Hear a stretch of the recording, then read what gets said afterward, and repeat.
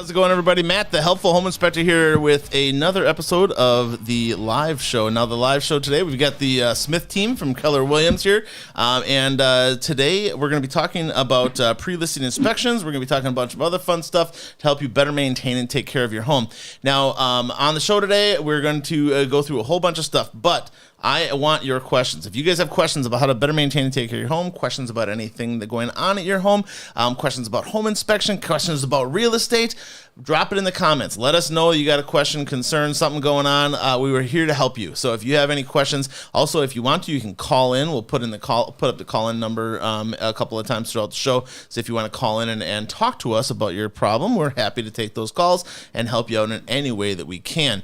As always, the live show is going to be recorded. You'll be able to view it on YouTube as well as Facebook. And I would like you to subscribe to our YouTube channel if you don't mind. Hit the bell notification. You'll be made aware of when we have new videos coming out. We do try to drop 2 new content videos a week so you can get that and keep up on better maintaining and taking care of your home. And then always, if you like a video, give us a thumbs up. It helps us out with the YouTube algorithm and making us pop up on the top of people's feeds and stuff like that. All right. Now, as far as the show here today goes, we are going to go through all the different segments and stuff. We are also going to be recording these different segments onto a podcast. So if you go to your Alexa device or wherever you get your podcast from, you're going to look up the Helpful Home Inspector podcast, and you can get that on iHeartRadio, Google Podcasts, Apple Podcasts, Spotify, wherever you get your podcasts from. Go on there, look up the Helpful Home Inspector. There'll be lots of good information out there that you can listen to us on your way to work, on your way home from work, wherever you may be traveling to in the world, or just to learn and relax a little bit, or maybe if you find me boring, you can put you to sleep. All right,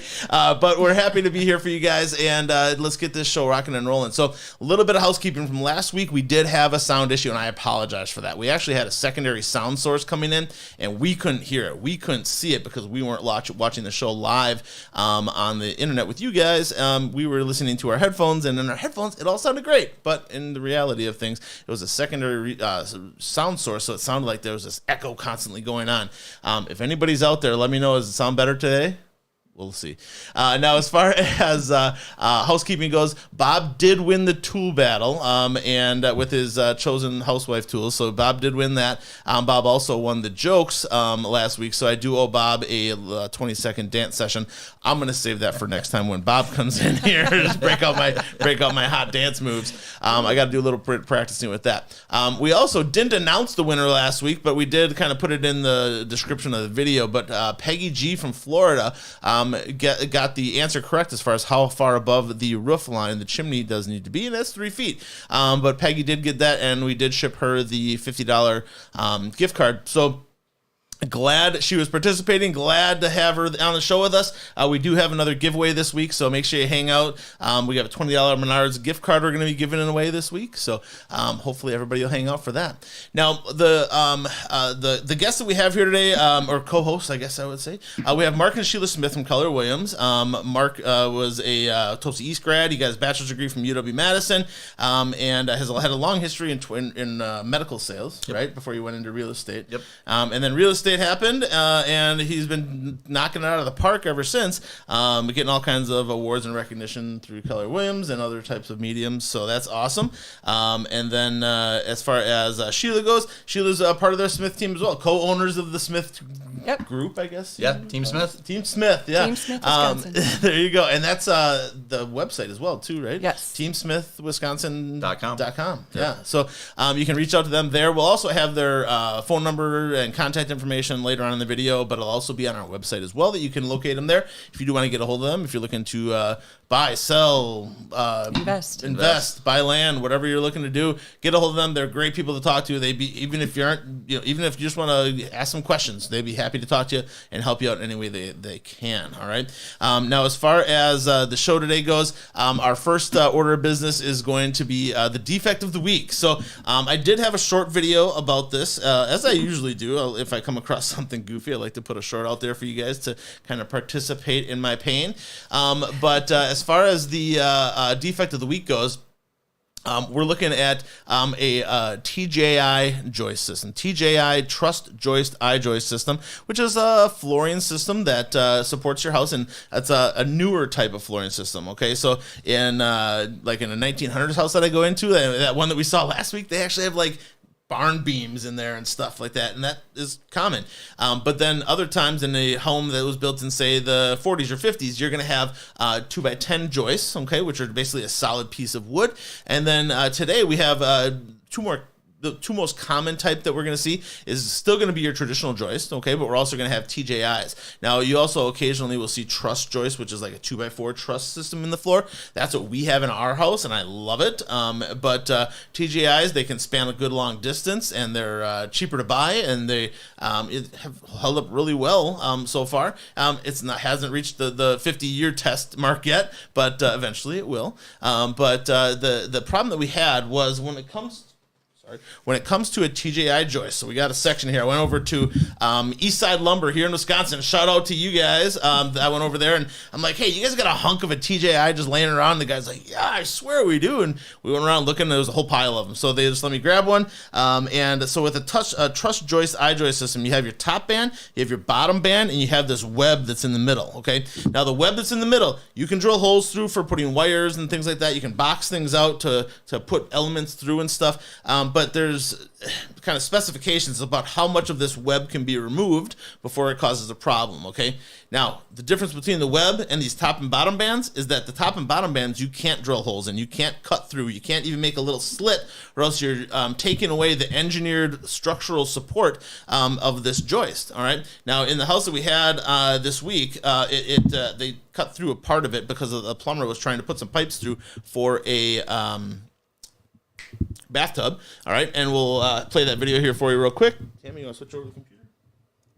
Hey gang, Matt the Helpful Home Inspector coming at you from a house down here in Delafield, Wisconsin, and today we have a joist problem. In this case, we have TJI joist at this home, which is a newer modern joist that a lot of homes use these days.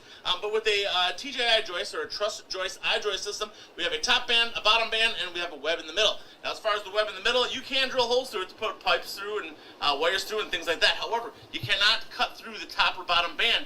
If you do so, you're stealing the strength from this joist, and it's not going to properly support the structure in this area. This plumber should have boxed that area around if he needed to put his pipes in there and transfer those loads around that area properly, following the manufacturer's instructions, which was not done. Ultimately, this is repairable, but it's going to take a little bit of work. Now, thanks again for tuning in, you guys. Remember, we do...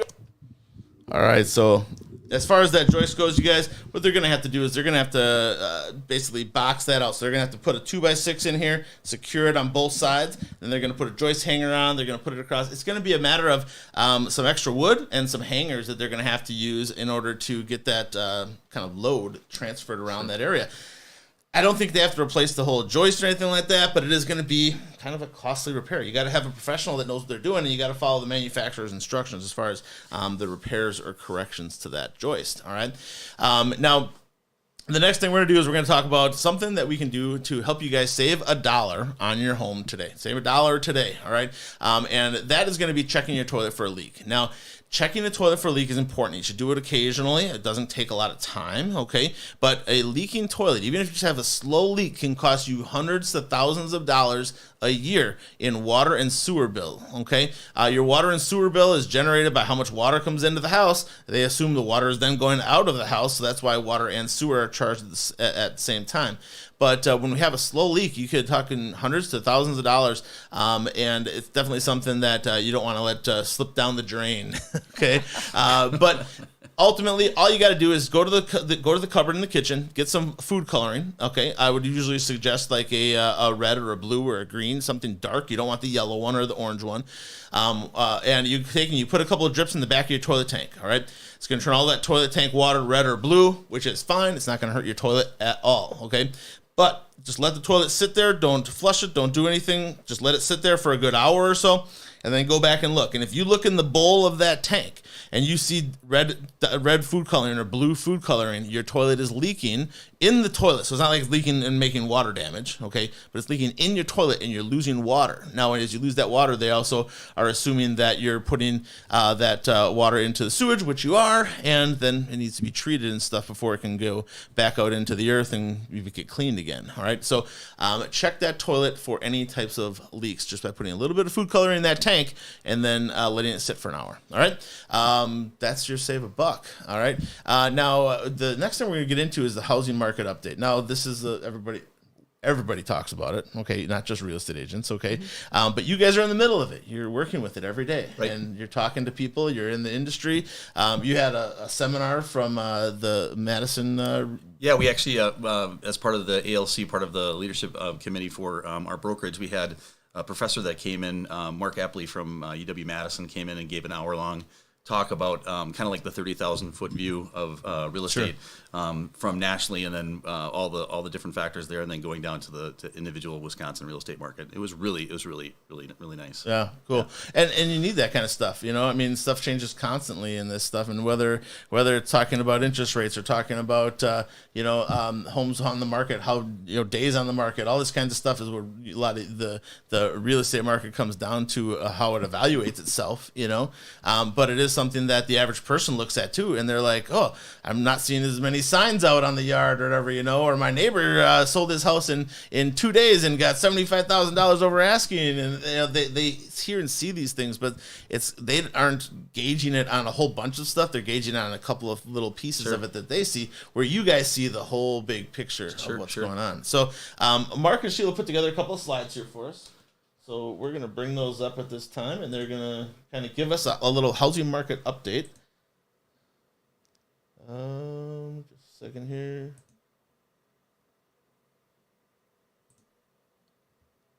There we go. Perfect. Yeah. So it's Mark and Sheila Smith with Team Smith Wisconsin. We work in the southeast Wisconsin area, Milwaukee metro area. A lot in Waukesha County, Milwaukee County, Washington County. And we work with first-time home buyers. We work with people who are transitioning from a larger home down to a smaller home or a condo, empty nesters, people moving into residential or older care, extended care, things like that. So, do you guys do commercial stuff at all? We haven't done commercial. What we have done, so the best thing that we can do is actually refer them to somebody from our commercial division, because I'd rather have somebody being taken care of by someone who does commercial all the time. Yeah, commercial is kind of a different beast. It's a different deal, and I'd rather just put them in those good hands. And I think that's the best thing that we can do is bring those people to the professionals in the commercial side. Yeah, absolutely. Yeah.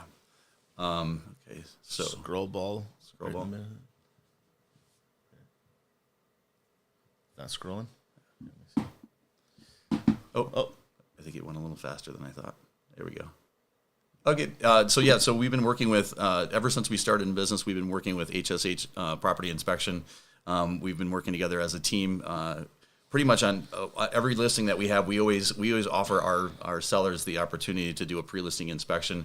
We actually pay for it because we believe that strongly in the fact that if we get an inspection on the home, and we get the report, and it's a beautiful report, you guys, it's usually 60, 70, 80 pages long, full color photos, every single mechanical, every single item that's in the house that can be inspected is inspected. And it just gives the sellers like a little bit of confidence, and the buyers know what they're buying, the sellers know what they're selling, and I think it's a really good opportunity to get everything out front and have a really nice, open, honest situation when it comes to a contract. Yeah, and in this market too, sometimes people waive their home inspection, so they want to have that quality inspection so that they know what they're buying. Mm-hmm. So we like to provide that so that no one is in the dark. And right. Yeah. So as far as the real estate market, we talk about where Wisconsin stands with the United States, but in Wisconsin right now, 63% of the homes that are in Wisconsin have a mortgage, which I thought was kind of surprising. I didn't realize. I thought it would be more than that. The good news is in Wisconsin also we have really good credit. Our FICO score is higher than the national average. And then our mortgage payment is a little bit less at $1,058 as an average. So everybody's been talking about interest rates because those have been going up and down and up and down and up quite a bit, kind of volatile the last 6 to 8 months. But to be honest, the entire country's been enjoying lower than 4%. So if we look at less than 3% in Wisconsin, 28% of people have an interest rate right now, a mortgage rate of 20% is 3% or less. That's us. And then we cashed in on that. Yeah. When it got down to 2.38, I think we got in on it. And I'm like, babe, okay, I know we're only at 4, but 2.38 sounds really good. Yeah. And then we took some money out to do some remodeling and start a YouTube channel and stuff. Well, yeah. It's like free money, right? It's like at 2.75. Think about this. I always try to explain this to my buyers when we talk about interest rates. It's like, well, you're paying 5.5% just for sales tax when you buy anything, right? Yeah. And you get something lower than that, you're going to be in great shape. Yeah. Well, my parents, they're like, well, when I bought my house, Right. it was 18% interest, and you had to have 20% down, and it was just a different world. But I'm like, okay, but you also paid $63,000 for your house back in 1985. Right. It was just a different. It's not. You can't compare the two anymore. It's just different. Yeah, so Yeah. if we think about it now, so in Wisconsin, 71% of mortgage holders have less than either 4 or less as far as their mortgage Interest rate. rate? Yeah. So next slide here. Yeah. Well, and if you're interested in mortgage rates and stuff, the next time Mark and Sheila are coming on, we're gonna have is that when Bill? No. That's in 2 months. 2 months. 2 months. We're gonna have Bill Moeller from 5'9" coming in here. I always call it high five, but it's 5'9". Bank. And Bill, shout out, man! If you're looking for somebody to talk to about mortgage rates and mortgages and that kind of stuff, Bill Moeller, 5'9". Look him up. He'd be happy to talk to you and give you all the information he possibly can. So yeah. Yep. But next one. Yep. So just to give you an idea of what the demographics are for the real estate market in Wisconsin and the U.S., believe it or not, the first-time home buyers averaging 33 years old, which back in the day before that, right? Everybody was in their 20s, mid-20s. Yeah. Things are going a little longer. People are waiting a little longer to get married or get partnered up or whatever they're doing, and then moving into a house. So at 33 years old, millennials are making up the largest portion of it. Baby boomers are slowly working their way out of being the largest. They used to be the largest segment for a long time. Yeah. And so now it's millennials that are doing that. The amazing thing that we're looking at right now is that we see some homes that have 4, 5, 6 bedrooms, and right now a lot of things that are being asked to be built right now are smaller homes, 2 and 3 bedroom, because of the fact that 84% of the households right now are 2 persons or less. Yeah. And believe it or not, single women are actually buying at twice the rate that single men are in the market right now. So Well, Hartford, they just put together this whole thing with Carrick Homes that they're going to be building a whole subdivision of smaller 2-bedroom homes and more affordable homes, because most of the homes that you see out there that are getting built are just massive. Yeah, $500,000 homes, and that makes it so hard for those first-time buyers to get into the housing market. It's just a barrier that's hard to overcome. Yeah, So- it's really good to see that kind of thing. Just because there are so many huge houses out there, it's like people aren't having as many kids as they used to. Like, what do you need 5 bedrooms for, or 5,000 square feet, or whatever? Absolutely, yeah. And this whole thing in Hartford is going to be: are there assumable mortgages? What does that mean?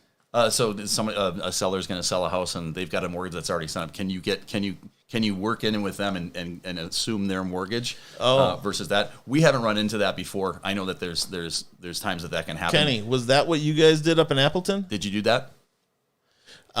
Yeah, so they had bought the house in Appleton or whatever, and my dad was a teacher and my mom was a stay-at-home mom, and she drove at some point or another drove the school bus, and she worked at Hell's Meat Market and did like 3 or 4 jobs all at the same time just to make ends meet in the mid '80s. And then my dad got laid off because of the teaching thing. Sure. But and they were forced to sell the house, and that's when we moved down here and stuff. But I think they had to do something goofy with the house, because we were only in that house for a year or so, and then that happened, and so then I think somebody actually bought out their mortgage. Yeah, that's how they sold their house in Appleton. Somebody bought out or took Like a over their land mortgage contract. or something like that. Land contract. Yeah. It's not common that happens, and usually it's someone that's familial, right? So it's a family transaction because they know each other. That's normally where that might happen. Gotcha. So, that's how they sold theirs. So also right now, the thing that's happening right now too is that a lot of the first-time homebuyers that are out there, from 25 to 44, their income that they have, they've got a high income level. They're averaging, I think it's $75,000 or more. So these are people who have either gotten to the trades or they've gotten a 4-year education or whatever it is that they're doing, but they've got high income, so they're able to afford expensive homes. And actually, the median price right now for Waukesha County is like $356,000 for a home. Isn't that crazy? That's not exactly a first-time home buyer market, right? No, so not at you all. have to think about that. Yeah, and everything keeps appreciating, and we always talk about equity and the fact that the normal amount is usually 4 to 5% a year. Yeah. The last 2 years has been between 12, maybe 10, 12, 15% Yeah. for the last couple of years. And like Waukesha and Hartford, I mean, blue collar communities. You're not. Generally, you don't have like the Fox Points of the world where everybody makes $200,000 a year. I mean, the average person in Waukesha and Hartford are probably going to be making that $40,000 to $60,000 range. Thankfully, if they were in the housing market and they had a house, they probably profited from the last few years where house prices just went bonkers. Right. Right. But it's something that those people that are still in that $40,000 to $60,000 range that didn't have a house, that were renting or whatever, man, that's a hard jump to make. Sure. So Yeah. Well, and that's something that's changed a little bit here too, is that rents are really going up. So a lot of people have been talking to first-time home buyers going, I don't want to pay rent because I'm paying a lot. Like I could buy a house for this. You're paying somebody else's mortgage. And I don't want to pay exactly someone right. else's mortgage. So. Yeah, when we talk about interest rates, when you're renting, you're paying 100% interest. Yeah. You know what I mean? Because that money's all going away. That's not coming back. It's Exactly. going to somebody else's pocket. If you can afford $1,500 a month in rent, you can afford to buy a house as long as your interest is good and you have had a job for more than a year or two. Yeah. So Right. give the Smith team a call. Get it done. So one thing that I was going to get back to on the graph was there's a graph at the bottom here that kind of shows building starts and units that are being built. If you notice right toward the end there in the 2008 2009, there's a little downturn and there wasn't many housing starts. If you notice, we're still pretty far behind because that trend that's behind that line before the blue that's in the yellow. That's the demand and need for it. So there's actually a big deficit right now in housing as far as new homes being built. Yeah, I think a lot of that comes down to the construction industry. They got decimated in the 2008 to 2010. I mean, so many of the construction companies out there went under, and now they're trying to get back into it. But such a employment shortage, of people that are not only willing to work but have some sort of skills and are capable of working, and want to show up. There's just such a shortage of good employees right now that they can't hire enough people. So when you talk to people about going into the trades and things like that, for a long time everybody was like, "Oh, college, everybody's got to go to college." And like where I used to teach in Mount Falls, there's like 2 tech ed teachers now. Where there used to be 13 teaching all the different trades and all that kind of stuff. So we need to kind of not only get those workers out there working, but we need to change our ideas about education and what is a good job. I mean, you can go out and be a carpenter, and you can make 80, 90 grand a year, and you don't have to have $80,000 of student loan debt. Right. Well, there's a good example of that at Kettle Moraine High School. I know that they've opened up their entire tech department. Everything from metal work to woodwork to printing to you name it. They've got things going on. But there's so many more kids that are getting involved in those trades. And I know that we're supporting that with the Delsman Chamber right now. We're actually going to give scholarships out to kids that are not going to 4-year schools, that are going to 2-year schools. Yeah. So that's kind of a good thing that we're actually seeing the high schools kind of reflect that as well. Yeah. Locally. I mean, a good welder can make 6 figures a year. Right. Yeah. Like after just a couple of years of education, Right. and it's just, yeah. But let's get back to real estate. So why don't you go to the next slide here? Whoops. Yeah, so this is the interest rates over the years, and you can see when you were talking about your parents at 18%, that's exactly right. The highest rate was 18.63 as an average, and then the lowest rate was 2.65, which we talked about. I think like most people think it's almost like giving money away, right? Like that's it's not a free mortgage, but it's pretty darn close. Yep. Yeah, I think we got 2.3 because we went from a 30-year mortgage down to a 15-year mortgage, so that got us a little bit lower as well. And I think we paid up for some points. Yep. I don't remember correctly. So the average rate over the last since 1971 has been 7.75%, and we're below that right now by a considerable amount. Next page here. So today's rate, so I took these as of yesterday. So a 30-year fix is around 6%. 15-year fix is at 5.2, 5.3. 3-year ARM is at 5.25, and a 5-year ARM is at 5.5. So with interest rates going up, when they started ticking up at 5.5, 6, 6.5, 7, when they were in that range, the adjustable rate mortgages became a little bit more attractive. Because the fact that you can get in at that rate at a little bit lower portion and then wait that 3 years and see what happens, and you could refinance. The good news is that a lot of these finance companies are willing to do a refi or do a no cash refi. When the mortgage rates were going up last year at the home show, when we were sitting there and we had Bill Mueller in the show booth with us. Right. He was like, yeah, my 30-year fixed mortgage is at 7%, but I can get you into a 4% ARM for in the next couple of weeks or whatever, you know? And so that was a 3% swing. And odds are in 7 years, you're probably going to end up refinancing or something like that anyways if you need to. So it really wasn't that big of a thing, you know? But back when we first got our house in 2010, an ARM was like, it wasn't that much better than a 30-year mortgage, right? You know, so it really didn't make sense for us to take that risk that, you know, it's going to fluctuate, you know. So we're telling all of our buyers right now, it's like you want to marry the house, but you only want to date the rate. Yeah, right. Exactly. So marry that house, but date the rate, because eventually the rates are going to come back down. Because if you just look at the history of mortgage rates, they're going to be in that 5, 4, 6 category, somewhere in that, somewhere in there. Yeah, well, and a lot of the companies that now you're hearing that they're doing a no fee refi when you're ready to, you know, or even if you had to pay for the refi, it's $1,500, $2,000, but you're going to save that even if you just have 1% of interest change, you know. So, and realistically, 5% is not that I guess would be what I would expect to be norm, right? You know, the days of 2 and 3%, or 2.5% and 3% interest rates. That's crazy and kind of, I got to think that's unsustainable, you know? Right. So it's not something that you would expect to come back down to in the near future. So anybody that's sitting out there waiting for 3% interest rates, right, don't count on it. But here's the thing, even at that 4 or 5, like I said, it's like sales tax, right? 5.5% for anything you buy or sell. Yeah. I think the great point that Mark Epley made was they're doing a forecast for the next year or two to find out what interest rates are going to be. And basically what he's saying is it's in the 6% range right now. By the end of the year, probably about 5%, somewhere in that. We'll probably be getting into the high fours in 2024.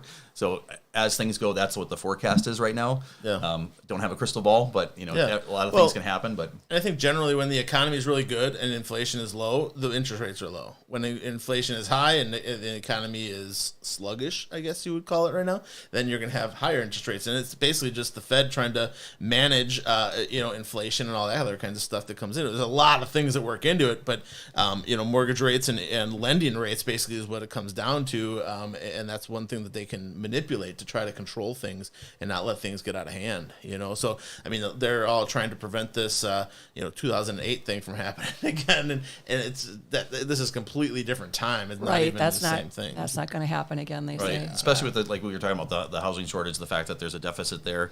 Yeah. Also, we're not talking about subprime rates, because the thing is that all those mortgages are sold, and when they bundle them in 100 and 200 and 1,000 at a time, if one goes bad, that's not a huge deal. But when 50 out of the 100 go bad, then that's when you run into a problem. So I don't know that that's going to happen again. For sure. So locally, so here's our local MLS update. So when we talk about the MLS, we're talking about the metro area, so Milwaukee, Waukesha, Washington, and Ozaukee counties. The Friday hot sheet, we had 55 new listings, 17 with an offer, 21 were sold, 15 pending, price changes 22. That's something that we haven't seen in a while, just because prices were high and there was a lot of bidders on every single property, that the prices seem to be going a little bit higher, over asking. Sure. Well, when that doesn't happen, the only data that we have to pull from when we're trying to price a house is some of that higher activity. So now that when you see some homes that are being priced, it's not an easy thing to do as an agent. Yeah. You're looking at all the comps that you have, but if all the comps are accelerated and increased, it's hard to put a correct price on. So now you're seeing price changes where a house goes on the market and it seems to sit a little bit longer. We have to talk about price and condition, and whether you're willing to fix something or do something different to the house. Sometimes it's a matter of bringing that price down. So you're seeing price changes being a little bit more. For sure. Yeah, one of the things that you guys do is market analysis. And I believe you do that for free for people. Absolutely, so 100%. If you're curious about what your house is worth and what you might be able to sell it for, give them a call. They'll come in, they'll do their market analysis for you for free, and they'll do it right in your home, I believe, usually. Right? Yeah, absolutely. That's probably one of the best things that we do. When I meet people, if I'm outdoor knocking and talking to them about their house, we offer that immediately. Like, hey, if there's something you want to learn about your house, the best thing about it, even if you're not going to buy or sell, you can use that to realize, like, let's say somebody just moved into their house and they're paying PMI. If their house is moved up in equity and they've got so much and they're over that 20%, they can actually go back to the lender and say, hey, we're over 20% with our valuation, and get rid of that PMI charge. Or they can pull money out for like a remodeling, HELOC. Yeah, whatever, HELOC. Right. Yeah. So yeah, and the market analysis, you guys, is kind of like a appraisal. Okay, in my opinion, better than an appraisal, because you guys are usually more realistic than the appraisers. But It doesn't qualify as an appraisal for the bank or anything like that, but it does give you a good range of what your house could be worth, and they could also even make some suggestions for you of ways you can make your house more valuable and that kind of stuff. So give them a call, free market analysis. They'd be happy to do it for you. Let's go back to the slides. Okay, so actually right now in this metro area, there's single-family homes. So we break it down into 3 categories: single-family homes, condos, and 2 families. Basically, there is seasonality in Wisconsin, and just like anywhere else, but it's a little bit more when we have cold weather and snow on the ground. So the amount of homes that are on the market right now is a little bit less, but nothing different than normal. They're expecting that this year versus last year, there's probably be 10 or 15% less listings, and this is kind of representative of that right now. For average days on market, 42 days. Sure. Units sold 1,021. The average list price in the metro area is 334. The sold price, actually, that's supposed to be sold price on the bottom, is 327. So a little less than list price. So that's where you're seeing that price change there. Compared to what it was last year. Yeah. And days on market too. I mean, days on market was what, 2? Yeah. Right. It was pretty crazy. And unrealistic and unsustainable, I think. But there was a lot of FOMO going on, a lot of fear of missing out, Sure. and these younger millennials that do have good jobs, they're like, if I don't get in now, I'm never going to be able to get into the housing market. I'm never going to be able to own a home, if I don't get in now, because things are just going up like. What was the price increase? Probably 10%? Over the last 2 years? Yeah, probably, or more, to 10 to 15%, depending. The term that we've been using a lot is hyper local. Like we realize that there's some homes that, like you said, they go on the market and they're gone in a day or two, and that just happens that way. In some areas, sometimes it doesn't go that long, or maybe there's a difference between what the home is like in condition versus what the price is at. Yeah. The unfortunate thing is sometimes right now we have a lot of sellers out there that want to sell their house for as much as they can, but they haven't done a lot of the updating that you need to do. And we're not talking like making everything brand new, but you want to update it to somewhat near what's out there right now. They heard what was going on last year, and they want that this year. Right. And it's like things change. You kind of you miss the yacht. Now you got a little bit of a powerboat here still, but it is not, the market's not as fast, and it's something that you need to be understanding of, that your house is going to sit a little bit right now, but you're still going to get a good price, and you're always going to get a better price when you have a real estate agent. What is the average increase? Is 6 to 7%? Yeah, I think it's probably more than that. I think depending on the agent, depending what the work they're doing behind that listing, I think if you're properly marketing that, you're going to get probably a lot more than that. Yeah, well, and you got the expertise as far as negotiating and all that kind of stuff that comes into this whole thing too. Sure. Yeah, and it also is listening to your agent too and coming up with a good starting price. Mm-hmm. You don't want to price it out of the market, and then buyers know they're going to. Like, no, that house isn't worth that. And then it will sit, and then people will think something's wrong with it. So the longer it sits, the actually lower price you're going to get for the house. Yeah, because if you overprice it, then the people that were potentially going to offer on your home at a correct price already bought another house, and they're not attainable. You can't get them. Yeah, and the whole goal, the whole strategy is to get multiple offers so that that price increases. So if you start at the correct price, you should get multiple offers, and when you get multiple offers, the price will go up. Sure. The one thing we are noticing though too is that when we talk about the market softening a little bit, right now we're actually seeing that the buyers are still out there. Like when we're talking to agents that are doing open houses right now, they're seeing 10, 20, 30 couples coming through on an open house, which we haven't seen that for a little while. We've seen more people coming back into the market. So even though it is seasonal, I still think there's plenty of buyers out there right now. There's a lot of buyers right now. Yeah. And I think they might be being a little bit pickier too, because there's more houses on the market than there were. They have more options available to them, but still not what it normally would be as far as your number of homes on market. And that this time of year kind of definitely slows down. Mid-February, maybe March. I mean, they always say spring starts when the Packers lose, so Packers are now out of it. So if we go back 5 years, what are we looking for days on market? Oh my goodness, 90? Yeah, I mean, I would say it's probably between 10 to 20 days longer than it is right now. Yeah, and just to give you a little perspective on what we're looking at here, today it's 42 days on market. Last year, when things were like crazy hot, you're looking at 2 days on market. Okay, and you go back 5 years, you're looking at that 70 to 80 days on market. So that whole thing fluctuates and changes, and it's something that will go up and will go down, and it's not something that anybody can absolutely predict with absolute certainty. Okay, but there are trends, and that's where when we talk to real estate agents and you talk to people that are in the industry, those trends are what you're watching. Which way is the tide flowing? You know what I mean? And the tide usually doesn't shift very quickly like it did in 2008. Usually there's this ebb and flow to it all. You know? Right. So, Right. yeah. And usually you see the differences first, like in the higher priced homes, like they'll slow down first, or Right. But that 200 to 300 range. that's always pretty hot right now. That seems to be That's that the way. butter zone. Yeah. Well, Yeah. that's your $1,300 mortgage, right? Yeah. Ish. 13 to 16, 18, Yeah. depending on what their mortgage rate is. More affordable mortgage. Yeah. We always get asked, you know, when's the best time to buy or sell? It's really tough to time the market, number one. But right now, when we talk to people, it's like, you know what, the best time to sell is probably now, because we know what the market is right now. We don't know what the market's going to be in 6 months or a year.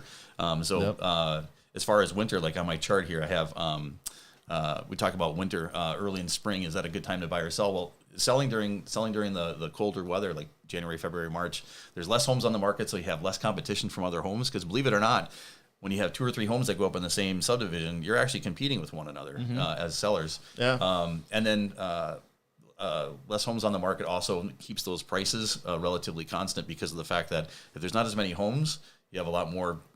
There's more buyers on each home that's out there because there's less homes. Sure. As far as buying, theoretically, there's less buyers looking. Not always. Like right now, like Sheila and I have noticed that there's still a lot of buyers in the market. Yeah. And more buyers needing to move versus wanting to move. So during winter, what you see is people having to put their house up because they're having a career relocation. They're moving somewhere else, or they're moving closer to the family. Yeah. They might need to move versus want to move. Yeah, absolutely.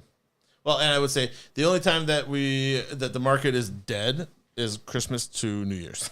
That's when nobody buys a house. You know, nobody wants to do anything in that time period. But outside of that, houses are still selling. I mean, we were still inspecting houses in December, January. I mean, we inspect houses 365 days a year, and we during even that super dead time, we were still inspecting houses from people that did deals before Christmas and stuff. So there's never a bad time to list your house. You know, it's just that you don't want to wait around and miss a good time. Right. You know. So yeah.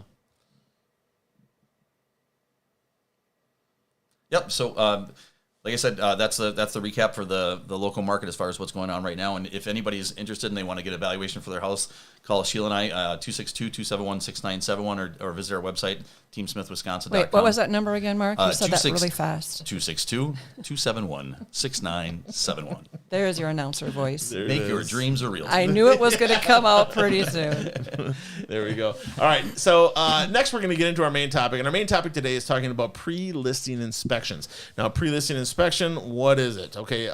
First of all, let me tell you the return on investment as far as a pre-listing inspection goes is super high. Okay.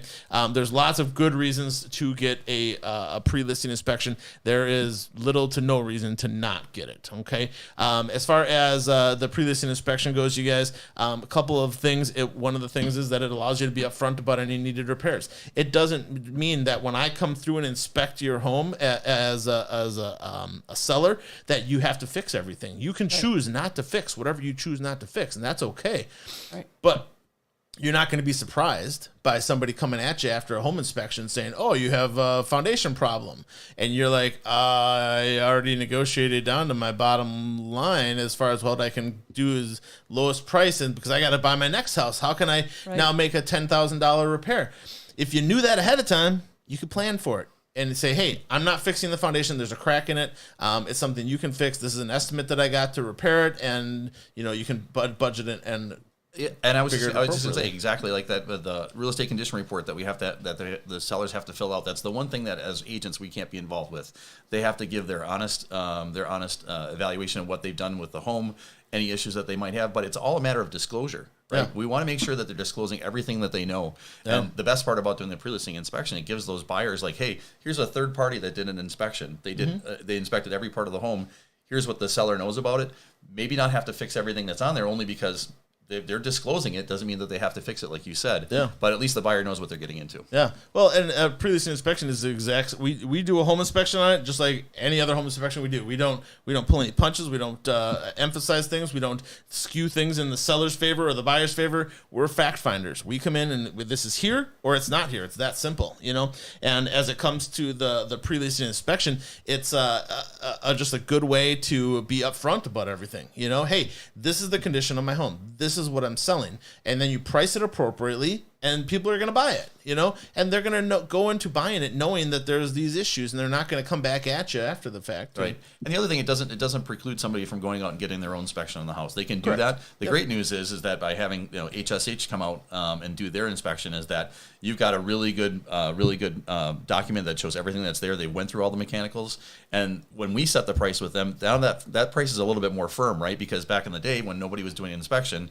someone could set the price, and then someone comes in with their inspection. Yeah. Now they want $30,000 off or $50,000 off because X, Y, and Z needs to be fixed. Yeah. Well, now you can say, listen, we're offering it at this price because we already know what these issues are. Yeah. Here's where they're at. They get a second kick at the can. You Right. You go through the whole negotiating process. You get an offer to purchase. So Mark and Sheila draft up an offer to purchase and send it into the seller's agent or whatever. And then if they have a home inspection contingency in there, you agree on a price and stuff. And then the home inspector comes through and they find some major issues. You need a new roof. You need need some repairs in the foundation or something.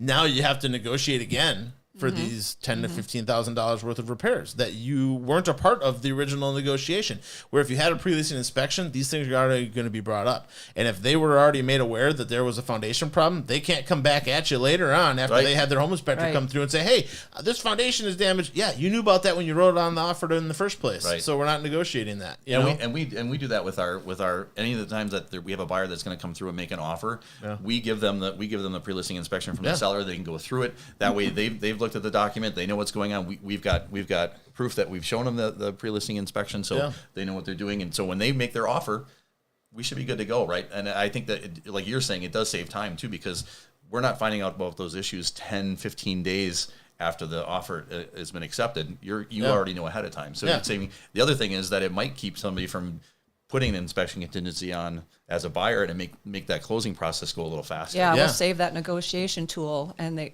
already know what they know, so they don't have to add that contingency on there. Yeah, makes it go a little quicker. Great marketing tool. Yeah. I mean, hey, I'm being upfront. I mean, if I'm buying a house from somebody, I would love that they're being honest and upfront with me about absolutely everything that's going on with that house. It's just like when you go to buy a car and somebody, patches it up, puts Bondo on it, and puts some spray paint on things to make it look good. I want to know if there's lipstick on the pig. I want to know what the pig looks like because that's what I'm buying. Right. And when it comes to this marketing tool, to be handed that with all the information about the mechanicals, all the estimated life expectancy of the roof, all that stuff. It all makes a huge difference when you're looking at purchasing a house and you're comparing one house to the other house. This house, I know everything that's going on. I know exactly what's happening here. And yes, there are some problems, but every house has problems. There's no such thing as a perfect house. And if you think that exists, you should go hunt for some Sasquatch, or I got a bridge to sell you. But as far as the pre-listing inspection goes, that is just a way of being upfront and kind of transparent as possible. That doesn't mean that I'm going to find absolutely everything, because I'm not. I'm going to find absolutely everything I possibly can, but I don't have X-ray vision. I can't tell the future. And a condition that may have existed when I inspected the house may be different in 30 days. Who knows? But you're going to know a lot about that place that you're looking at purchasing and can make some good educated decisions. And when it comes to you choosing to have a home inspection contingency in your offer to purchase, it may be something that, hey, I saw that Matt from HSH Property Inspection, a reputable company that's been inspecting houses for 14 years and, has a certified master inspector, that he inspected it. I trust that, you know what I mean? And they can always call us up if we were the ones that did it. I would assume if anybody else did the pre-listing inspection, they could call them up and ask questions about that inspection, and get some of those questions answered. Well, and for us, I know that we decided a long time ago when we first started out in real estate that inspections are so important that we decided to start doing pre-listing inspections for all of our listings. Yeah. So anybody that wants to list their home with us, we're going to be willing to actually pay for that pre-listing inspection for you as part of our listing agreement. And the other thing too is like a good story about this is that we actually had somebody who had an estate. We actually brought you guys in for a pre-listing inspection, and during the inspection we uncovered some problems in the electrical panel, and they were serious enough that I actually had to call the seller and say, hey, just so you know, there's an issue here. We called our local Myers Electric folks out of Wales. Sure. They came over and actually made the repair right away. It was great to know that we had taken care of something that that estate person or the person that's selling the property didn't know anything about, we're actually in there to take care of a problem that could be a big issue, like immediately while nobody's in the house. Could have burned down the house. Yeah, exactly. Yeah, it's that transparency is got value. It's a great marketing tool. There's lots of great reasons to do it. But the biggest one for me is that negotiation thing. To not having that second kick at the can, to come back and say, hey, I realize that we negotiated for a price of $320,000, but you know what? There's $15,000 worth of foundation repairs. I need a new roof. I'm gonna say I want $35,000 off of this price, or I'm walking away from your house. Right.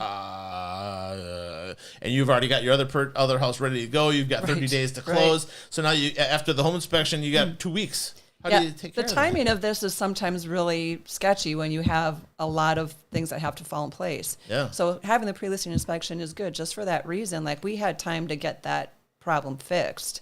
And sometimes if contractors don't have the time to come in right away, this solves that problem even before really went on the market. Yeah. It was already fixed. And I know for us, we have a list of preferred contractors that we have A to Z, everything to do with a home. In fact, you guys are on that list. But anytime that we have an issue, we've got plenty of people to refer. Like, if I meet people and they need a roof, I tell them, well, go see Resistance Exteriors. I see Tom Cutts. Yeah. Tom and Caitlin Cutts do a great job on roofing. And so, like, roofing, electrical, Myers Electric, heating, air conditioning, we do Kettle Moraine heating.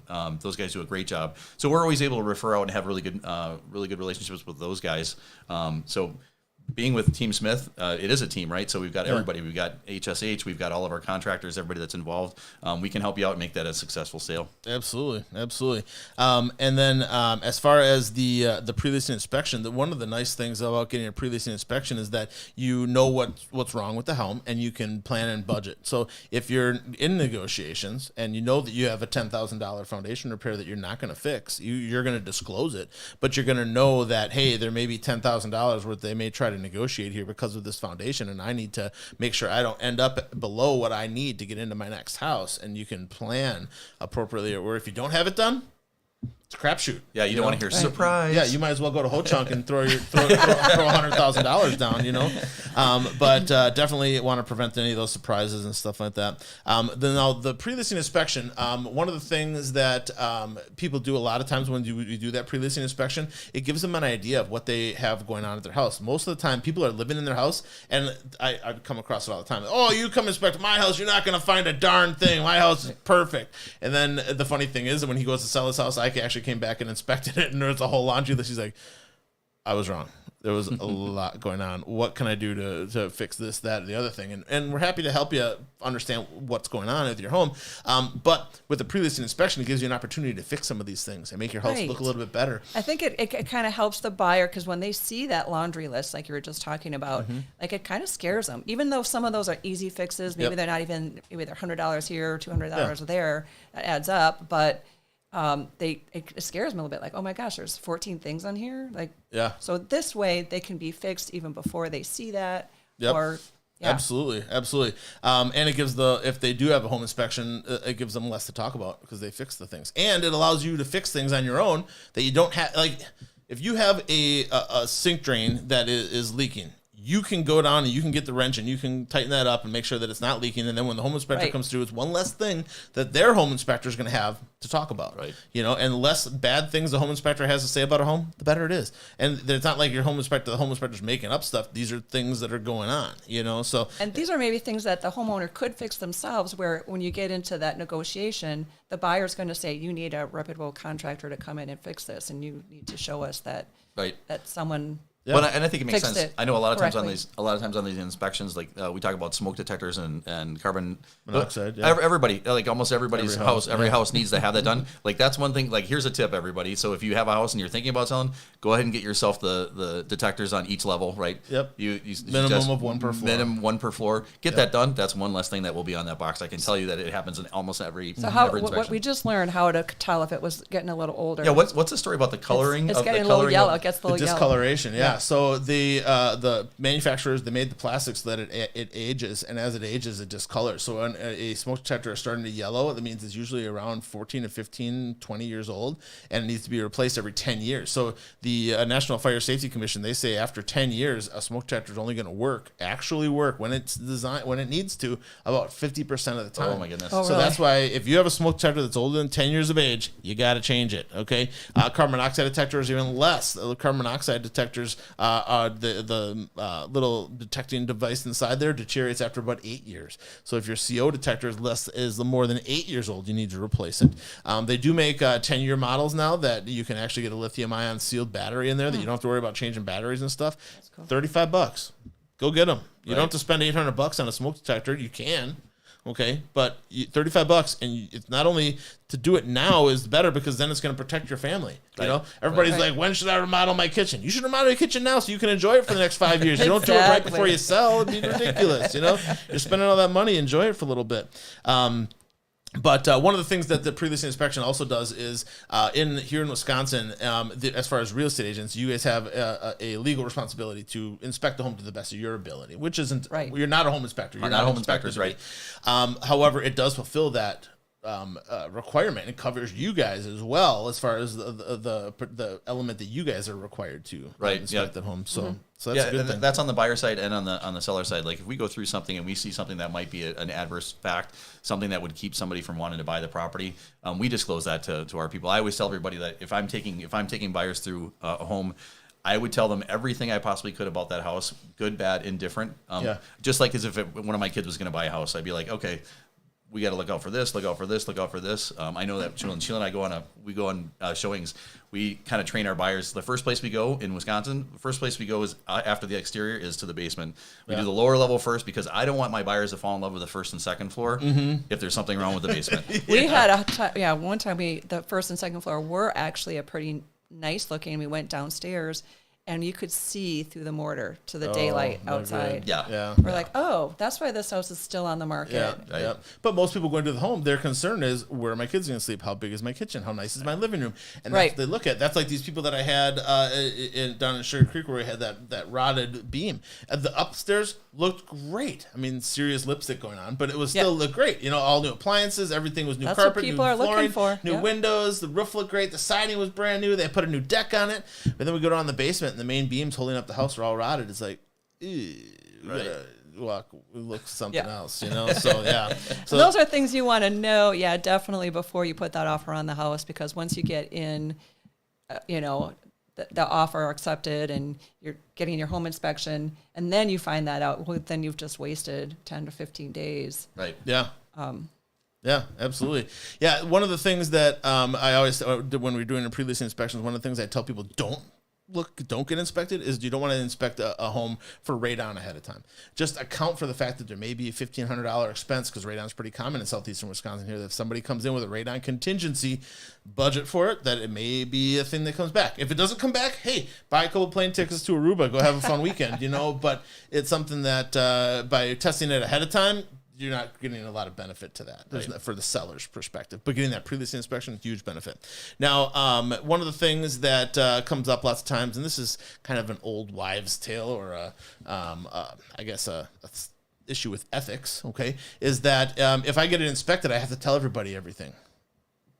You should. You should be telling everybody everything anyways. Right. You shouldn't not disclose. You shouldn't not tell people what you have going on. And if you're doing that, it's unethical. It's dishonest. It's fraud. Okay, and people do it all the time, and even a lot of not the best realtors, not the most honest realtors will advise people not to get a pre-listing inspection because, well, then you got to tell everybody everything. You should.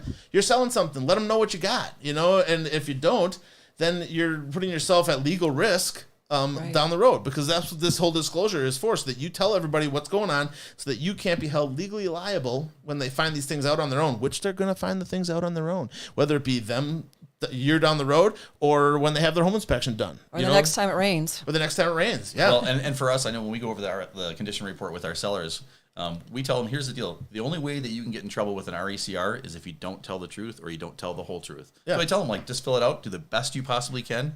We can't help you with any of the questions. If you have questions about what terms are, we can tell you what those are, but we can't help you with it. But that's the best thing to tell people is like, look, the only way you're getting in trouble is if you don't tell the truth or don't tell the whole truth. Just fill it out as much as with the best knowledge that you have. And you should be good to go. Yeah, we inspected a house last year that the guy, the young couple, had written 14 offers before, and they didn't get an accepted offer. So then they were buying this house in Tosa, and they wrote for $50,000 over asking in the middle of winter. Okay, and they're pregnant. They're like, I gotta have a house before my new baby comes and everything. Yes, absolutely, I totally get it. And why they wrote over 50 over asking, and they did it without a home inspection. Okay. Now their realtor said, okay, if you're going to offer without a home inspection, I'm going to get you a post-closing inspection at least, so that when you get into the house, you know how to take care of it, what's going on, and that kind of stuff. So then, when they wrote their offer and they got their accepted offer and stuff, roof is covered in snow. It's the middle of winter, and stuff. And the guy had the house all full of stuff down in the basement and whatnot. And then they wrote their offer. The guy cleans it out. All the snow on the roof melts. Matt comes in. Guess what? You need a whole new roof. You got a major bulge and foundation problem. You got all kinds of rotted wood on the exterior. You got windows that need to be replaced. And they're wrote for $50,000 over asking. Now they're looking at $70,000 worth of repairs. It's on top of it. Yeah. And so then they started calling around to contractors to find out what it's going to cost them and stuff. They got lucky in that they got a hold of a roofing contractor. And this roofing contractor is like, oh yeah, I was in here about 6 months ago and told the guy he needed a new roof. And the guy didn't write it on his disclosure. Guess who had to buy his house back? So they got all their money back and stuff like that. Got the guy had to buy his house back. It was just a whole what to do. My gosh. I was this close to having to go into court for that one and testify because they were obviously suing the guy, and he didn't want to pay or Couldn't whatever. they just get him to pay for the new roof? Well, it was a new roof and foundation and rotted windows and all this, and they had a new baby and they didn't want to deal with it. They're like, no, you lied to us. You committed fraud. We're out, and so it was a whole thing, and I don't know how it all ended up working out financially for them all in the end because I'm not friends with them or anything. Right. But it's like, holy man, that guy put himself in a whole heck of a lot of hot water, and I don't know how that, if he got a house and now he has to buy this other house, how do you do that, So be honest, be upfront, be transparent, tell them what you got. You're selling what you're selling, somebody's going to buy it, and they're going to buy it when you, ask for it as a reasonable price, understanding the condition that you're looking at. That pre-listing inspection is going to help you figure that all out so that you don't get yourself in hot water. Yeah, and the next buyer is going to find out what's wrong with it sooner or later. At some point. Yeah, and if they have a home inspection come through, they're going to find out everything. Even if they're not asking for a home inspection up front, they're going to find out later on. So, and if you lie about stuff, you're going to get And caught. I think I'd be nervous as a seller leaving a house that had something wrong with it. Absolutely. Yeah, that you might be potentially stuck in that situation. So, getting that pre-listing inspection is very important. One of the things that if you are looking to sell your home, we do have a survival guide that I can send out to you. Just drop us an email at thehelpfulhomeinspector@gmail.com, thehelpfulhomeinspector@gmail.com, and we would be happy to send you out that seller survival guide at no cost to you. We'll put it in the mail and send that out to you, and give you lots of good information about how to, get your pre-listing inspection done, how to prepare your home for sale, all that kind of stuff. But happy to share that with you. Average cost of an inspection going to be about $350 to $500 these days. Okay, and Mark and Sheila Smith, like they said, they include that in their listing. They take care of paying that for you guys, so you don't have to worry about that. But it gives them peace of mind, gives you peace of mind, helps you better market your home, helps you better price your home, and it allows you to fix some things ahead of time. So lots and lots of good reasons. Really, no bad reason to get a pre-listing inspection. I couldn't think of one, unless you're trying to be dishonest and that kind of stuff, which I really don't want. You don't want to be a part of that situation anyways. So that's how that goes. Let's get into some of this other stuff. We're running a little short on time here, so we're going to do our question giveaway of the week. We do have a $20 Menards gift card here. Oh, no, this is $20. Sorry, did I say Menards? I meant Buffalo Wild Wings. Sorry. So we have a $20 Buffalo Wild Wings gift card here. Going to go out to the first person that can answer this question to the closest answer that I have written on our notes here. And the question is, what is the only thing that makes a pre-listing inspection different from a buyer's inspection? What is the only thing that makes a pre-listing inspection different from a buyer's inspection? All right, and we got the $20 Buffalo Wild Wings. Go get some hot wings, enjoy some football. There's all kinds of good stuff coming up to go and hang out at Buffalo Wild Wings for a little while. Now, The next thing we're going to do, we're running a little bit short on time. We're going to give you our tip of the week right away, and we never want to miss out on that. So the tip of the week this week is make sure that your condensate from your high-efficiency furnace is going to the sanitary drain, not a sump crock, okay? So at your high-efficiency furnace, there's going to be a tube coming out of it. It's a drain line, okay? And that's going to drain away the condensate from the high-efficiency furnace. Now, that condensate does have some slight acidity to it, and as far as this acidity goes, if you put it into your sump crock, you could damage your sump pump. It'll start to corrode the metal and stuff like that. Also, the DNR does not want you doing that either. In some municipalities, they actually have fines if you're sending mechanicals or other water into the sump crock and pumping it out onto your yard, okay? So that condensate, make sure you're sending it to a floor drain, a sanitary drain of some kind. It can go out to your sump pump, or not, it can go out to your septic system, or it can go into the city sewer. All right. As far as that condensate goes, though, remember it is acidic. It's not just water. All right, and it will damage your sump pump. So that's even just for you saving money. Okay, you don't want to send it into that sump crock, even though it may be easier than running that hose along the floor to get over to the drain. If the drain's a long ways away, you can get a condensate pump. It's about this big, and it goes right next to your furnace. So next time you get your tune-up done, tell the HVAC technician that you'd like to have that done, and he can pump that water up and pump it over to the drain or into a laundry tub or something like that to get it into the septic or sewer system. All right. As far as the other stuff, we didn't get to. We had a long conversation. We did. Yeah. I talk a lot. I apologize. No, that's okay. It was a good conversation, though. I thought we got a ton of information out there for anybody that's looking to sell a home, buy land, invest. Mark and Sheila Smith from Keller Williams will have their numbers up on the screen here, and you'll be able to get a hold of them, get a free market analysis. And again, thanks again for coming in today, you guys. We'll see you guys again in about a month. We're going to be where you guys are coming back. We're going to talk about contingencies in an offer to purchase. Important pieces of your offer to purchase here in Wisconsin. So we definitely want to make sure everybody understands what you're looking at with all that. Thank you so much for having us. Yeah, glad to have you. All right, you guys. So as far as the show goes, we will have it up on Monday that you'll be able to get that podcast if you want to listen to that on the way to work. We'll actually be downloading this video up to YouTube so you can watch it later on, and that kind of stuff. If you ever have any questions, concerns, anything like that, bring it to us. We got that Saturday morning show every Saturday from 9 to 10 a.m. here on the Helpful Home Inspector Network. Thanks again for tuning in to you guys. Remember, the better you take care of your house, the better it's going to take care of you. Have a good one.